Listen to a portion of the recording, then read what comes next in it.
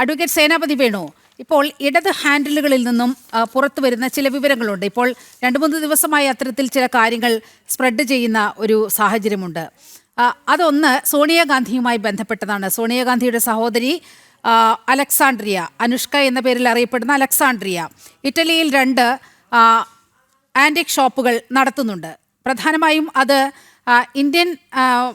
Indian ആൻറ്റിക്കുകളെ കേന്ദ്രീകരിച്ചാണ് എന്നാണ് മനസ്സിലാക്കുന്നത്. ഒന്നിൻ്റെ പേര് എത്നിക്ക എന്ന് പറയുന്നു, ഒന്ന് ഗണപതി.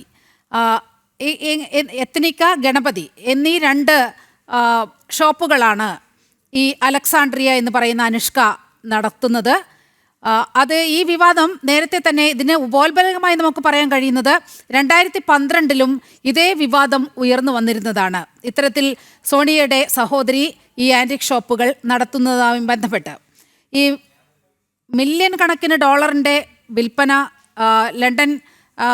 ലണ്ടനിൽ ചെന്ന് ഇതൊക്കെ ലേലം ചെയ്യുമ്പോൾ മില്യൺ കണക്കിന് ഡോളറിൻ്റെ വിൽപ്പന നടക്കുന്ന അത്രയും വലിയൊരു ശേഖരം ഈ ആൻറ്റിക് ഷോപ്പുകൾ കേന്ദ്രീകരിച്ച് ഉണ്ട് എന്നാണ് മനസ്സിലാക്കുന്നത്. അപ്പോൾ ചില ഇടത് ഹാൻഡിലുകൾ ഇതുമായി കണക്ട് ചെയ്തുകൊണ്ട് അടൂർ പ്രകാശും സോണിയാഗാന്ധിയും തമ്മിൽ കൂടിക്കാഴ്ച നടത്തിയതിനെ ചിത്രീകരിക്കുന്നുണ്ട്. എങ്ങനെയാണ് കോൺഗ്രസ് ഈ വിഷയത്തെ സമീപിക്കുന്നത്? അല്ല, ഇവിടെ ഒരു സിനിമയ്ക്കകത്ത് പറഞ്ഞ പോലെ ചേട്ടന്റെ ശബ്ദവും എന്റെ ശബ്ദവും ഒരേ രീതിയിൽ എന്ന് പറഞ്ഞ പോലെ രവിശങ്കറിന്റെ ശബ്ദവും പത്മകുമാറിന്റെ ശബ്ദവും ഏതാണ്ട് ഒരേ രീതിയിലാണ് വന്നത്. രണ്ടുപേരുടെ ഉത്കണ്ഠ ഉണ്ണികൃഷ്ണൻ പോറ്റി സോണിയാഗാന്ധിയെ സന്ദർശിച്ചു ഫോട്ടോ എടുത്തു എന്നുള്ളതിലാണ്.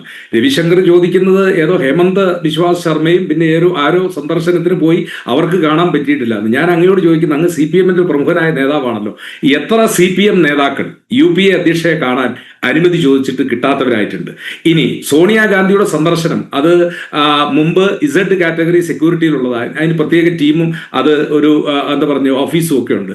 താങ്കൾ ചുമ്മാ വിവരാവകാശം വെച്ചൊരു അപേക്ഷ കൊടുത്തതിനെ ഈ കാലഘട്ടത്തിൽ അവരെ സന്ദർശിച്ചിട്ടുള്ളത്. താങ്കൾ പറഞ്ഞ ഈ പ്രമുഖർ മാത്രമല്ലോ, നാട്ടിലെ എത്രയോ പാവപ്പെട്ടവരും സാധാരണക്കാര് UPA അധ്യക്ഷയെ കാണാൻ ചിലപ്പോൾ 1 ദിവസം പറ്റത്തില്ല, 2 ദിവസം പറ്റത്തില്ല, അപേക്ഷ കൊടുത്താൽ. അങ്ങനെ UPA അധ്യക്ഷയെ ഉണ്ണികൃഷ്ണൻ പോറ്റി കണ്ടതാണ് ഇവിടെ പ്രശ്നം, അല്ലാതെ ശബരിമലയിൽ നിന്നുള്ള സ്വർണം മോഷ്ടിക്കപ്പെട്ടതല്ല. അതാണല്ലോ ഇപ്പൊ അങ്ങ് പറഞ്ഞു വരുന്നത്. പിന്നെ അങ്ങ് പറഞ്ഞത് ഈ വിഷയമൊന്നും CPM-നെ ബാധിക്കുന്നതല്ല. ശരിയാണ്, വളരെ കറക്റ്റാണ്. കാരണം നിങ്ങളെ തെരഞ്ഞെടുപ്പിൽ തോൽപ്പിക്കാൻ എളുപ്പമാണ്, പക്ഷെ തെരഞ്ഞെടുപ്പിൽ തോറ്റു എന്നുള്ളത് നിങ്ങളെ കൊണ്ടൊന്ന് സമ്മതിപ്പിക്കാൻ ബുദ്ധിമുട്ടാണ്. കാരണം നിങ്ങൾ താത്വികമായ അവലോകനവുമായിട്ട് വരും. കാരണം ഈ വർഗാധിപത്യവും കൊളോണിയസ്റ്റ് ചിന്താസരണികളും റാഡിക്കലായ മാറ്റമല്ല എന്ന് നിങ്ങൾ ഞങ്ങളോട് പറയും. അതാണല്ലോ ഇപ്പൊ അങ്ങ് പറഞ്ഞത്. അങ്ങ് 7 ജില്ലാ പഞ്ചായത്തിന്റെ കാര്യം പറഞ്ഞു. 14 ജില്ലാ പഞ്ചായത്തിൽ 11 നിങ്ങളുടെ കയ്യിലുണ്ടായിരുന്നു, ഇപ്പൊ 7 ചുരുങ്ങി. കോർപ്പറേഷനുകൾ 6 ഉണ്ടായിരുന്നു, 6 നിങ്ങളുടെ കയ്യിലുണ്ടായിരുന്നു, ഇപ്പൊ 1 ചുരുങ്ങി. ഇതൊന്നും നിങ്ങൾ ബോധ്യപ്പെടുകയല്ല. 550 പഞ്ചായത്ത് ഉണ്ടായിരുന്നത്, അതിൽ 200 ഞങ്ങളുടെ കയ്യിൽ വന്നു. ഇതൊന്നും നിങ്ങൾക്ക് ബോധ്യപ്പെടില്ല. കാരണം നിങ്ങൾ ഇപ്പോഴും ശതമാനത്തിന്റെയും എന്താ പറഞ്ഞ പെർസെന്റേജിന്റെ ഒക്കെ കണക്ക് പറഞ്ഞ് ശരി, അതൊന്നും അല്ല നമ്മുടെ വിഷയം. ഞാൻ വിനയപരിസരം അങ്ങോട്ട് ചോദിക്കുന്ന, അങ്ങ് ഇവിടെ ഉന്നയിച്ചൊരു കാര്യമുണ്ടല്ലോ, എന്താ പറഞ്ഞേ, ഈ ജയിലിൽ കിടക്കുന്നവരാരും കുറ്റവാളികളാണെന്ന് പറഞ്ഞിട്ടില്ല. സർ, ഈ നീതികേട് വേറൊരു MLA-യുടെ കാര്യത്തിൽ നിങ്ങൾക്കില്ലായിരുന്നല്ലോ. അയാളെ കുറ്റവാളിയായിട്ട് ചിത്രീകരിച്ചാണല്ലോ നിങ്ങൾ ആദ്യം മുതൽ രംഗത്ത് വന്നിരിക്കുന്നത്. ആ ജയിലിൽ കിടക്കുന്ന ആളുകൾ CPM-ന്റെ പ്രധാനപ്പെട്ട 3 ആളുകൾ, ശ്രീ പത്മകുമാർ, വാസു, ഇപ്പൊ പോയിരിക്കുന്ന വിജയകുമാർ, നിങ്ങളുടെ പാർട്ടിയുടെ ഏറ്റവും ഉന്നതമായ പദവിയിലിരുന്ന ആളുകളല്ലേ. അവർ സ്വർണം മോഷ്ടിച്ചു എന്ന കേസിലാണ് സാർ പ്രതിയായിരിക്കുന്നത്. അതല്ലാതെ ഡൽഹിയിലെ കർഷക സമരത്തിൽ പങ്കെടുത്തുകൊണ്ടല്ല അവർ പ്രതികളായിരിക്കുന്നത്. അവർ പ്രതികളായിരിക്കുമ്പോൾ അവരെ കുറിച്ചുള്ള ചോദ്യത്തിന് മറുപടി പറയാതെ സോണിയാഗാന്ധിയെ സന്ദർശിച്ചതിന്റെ പേര് ഇപ്പൊ പുതിയ നറേറ്റീവ് ഒക്കെ ആയിട്ടാണല്ലോ എന്താ പറഞ്ഞ നീലിമ വന്നിരിക്കുന്നത്. എനിക്കറിയില്ല സോണിയാഗാന്ധിയുടെ ഏതെങ്കിലും ബന്ധുവിന് പുരാവസ്തു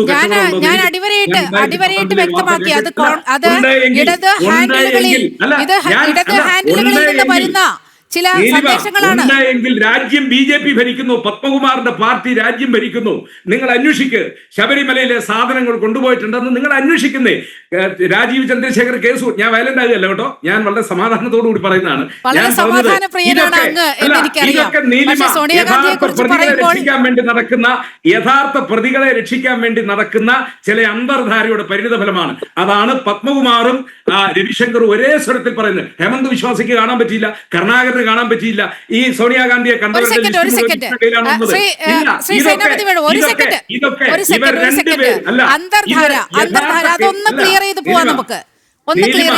യഥാർത്ഥ വിഷയത്തിൽ നിന്ന്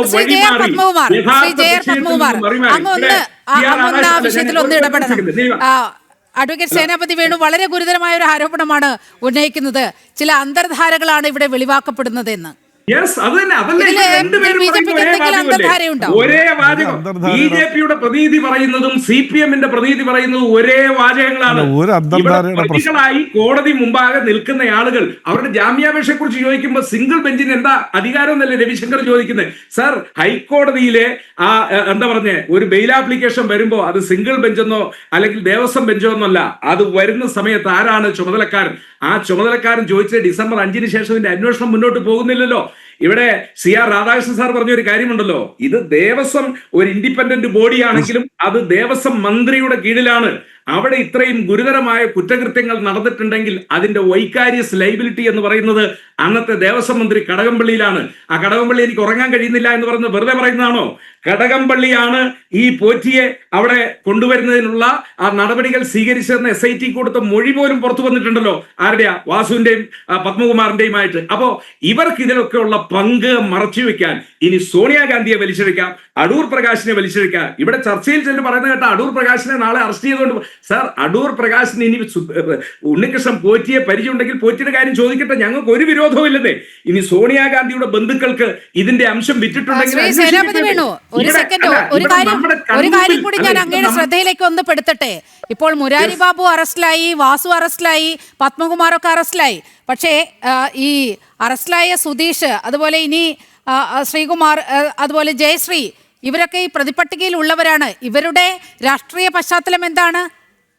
സജീവ കോൺഗ്രസ് പ്രവർത്തകരാണ് സുധീഷും ജയശ്രീയും ശ്രീകുമാറും ഒക്കെ.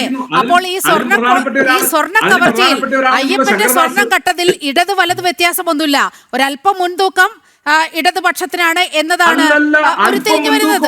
മുഴുവൻ തൂക്കവും ഇടതുപക്ഷത്തിന്റെ ബോർഡ്, ഇടതുപക്ഷം വെച്ച പ്രതിനിധികള്, ഇടതുപക്ഷത്തിന്റെ ബോർഡ് അംഗങ്ങള്, അവരാണ് ഇതിന് നേതൃത്വം കൊടുത്തത്. അതിനകത്ത് വേറെ അതിനപ്പുറത്തേക്ക് ഒരാൾക്കും അതിന്റെ പങ്കില്ല.